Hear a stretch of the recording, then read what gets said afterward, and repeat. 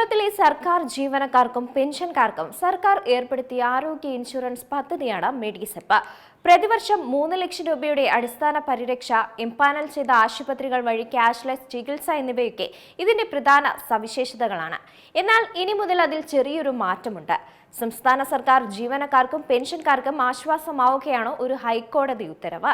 മെഡിസെപ്പ് ആരോഗ്യ ഇൻഷുറൻസ് പദ്ധതിയിൽ എൻപാനൽ ചെയ്യാത്ത ആശുപത്രിയിൽ നടത്തിയ ചികിത്സയ്ക്ക് ആനുകൂല്യം നിഷേധിക്കരുതെന്ന ഉത്തരവാണ് ഇപ്പോൾ ഹൈക്കോടതി പുറപ്പെടുവിച്ചിരിക്കുന്നത്. ചികിത്സയുടെ അടിയന്തര സ്വഭാവവും ചിലവഴിച്ച തുകയുടെ വ്യക്തമായ തെളിവുകളും പരിശോധിച്ച് മെഡിസെപ്പ് ആനുകൂല്യത്തിൽ തീരുമാനമെടുക്കാൻ കോടതി നിർദ്ദേശം നൽകിയിട്ടുണ്ട്.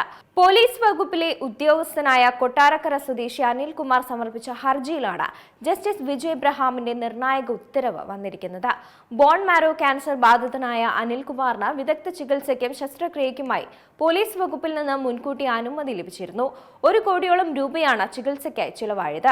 മെഡിസെപ്പ് ഇൻഷുറൻസ് പാനലിൽ ഉൾപ്പെട്ടതല്ല ആശുപത്രി എന്ന കാരണത്താൽ മെഡിസെപ്പ് ആനുകൂല്യത്തിനുള്ള അപേക്ഷ അധികൃതർ തള്ളി.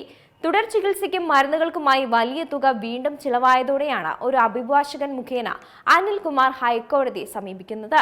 അടിയന്തര ഘട്ടങ്ങളിൽ ജീവൻ രക്ഷിക്കാൻ ലഭ്യമായ ഏറ്റവും മികച്ച ചികിത്സ തേടേണ്ടി വരുമ്പോൾ ആശുപത്രി ഇൻഷുറൻസ് പാനലിൽ ഉണ്ടോ എന്നത് മാത്രം മാനദണ്ഡമാക്കരുതെന്നാണ് കോടതി വ്യക്തമാക്കിയത്.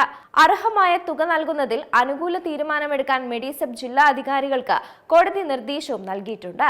1 മാസത്തിനുള്ളിൽ മുഴുവൻ തുകയും ഹർജിക്കാരന് നൽകണമെന്നാണ് കോടതി വിധിച്ചിരിക്കുന്നത്. അതേസമയം സർക്കാർ ജീവനക്കാരുടെയും പെൻഷൻകാരുടെയും ചികിത്സാ ഇൻഷുറൻസ് ആയ മെഡിസെപ്പിന്റെ 2ാം ഘട്ടത്തിൽ പരാതി പ്രളയമായിരുന്നു കാണാനായത്.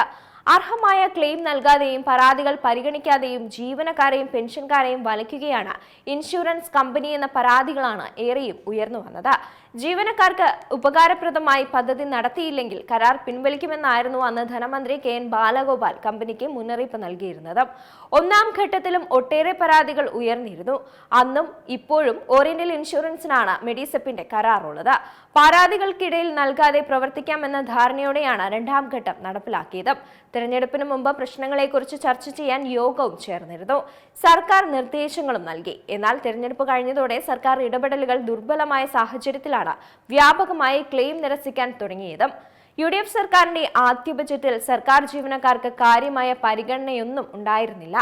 ആകെയുണ്ടായിരുന്നത് ജീവനക്കാരുടെ ആരോഗ്യ സുരക്ഷാ പദ്ധതിയായ മെഡിസെപ്പ് സമഗ്രമായി പരിഷ്കരിക്കുമെന്ന പ്രഖ്യാപനം മാത്രമായിരുന്നു. അതാണ് ഇപ്പോൾ ഇങ്ങനെയായത്. ഏറ്റവും പുതിയ വാർത്തകളും വിശേഷങ്ങളും വിരൽത്തുമ്പിലറിയാൻ സീ മലയാളം ന്യൂസ് എല്ലാ ഡിജിറ്റൽ പ്ലാറ്റ്ഫോമുകളിലും ലഭ്യം.